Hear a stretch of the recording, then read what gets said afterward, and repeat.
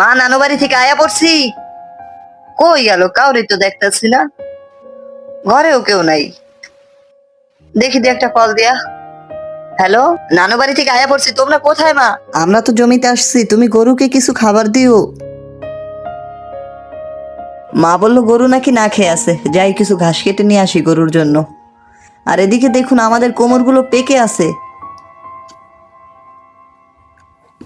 যাই হোক, অনেক ঘাস কাটছে, এখন চলে যাই, একটা কোমর নিয়ে যাই, সময় থাকে না এই কোমর নেওয়ার। যাই হোক, এখন একটা নিয়ে যাই।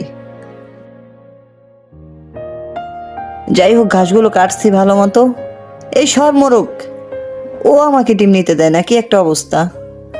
এখন ডিম দিয়ে ভালো মতো খাবার তৈরি করে মা বাবার জন্য নিয়ে যাব। জমিতে সকাল থেকে কাজ করতেছে মা বাবা, তাই খাবারটা নিয়ে যাই। মা বাবা এখানে আসো, খাবার নিয়ে আসছি।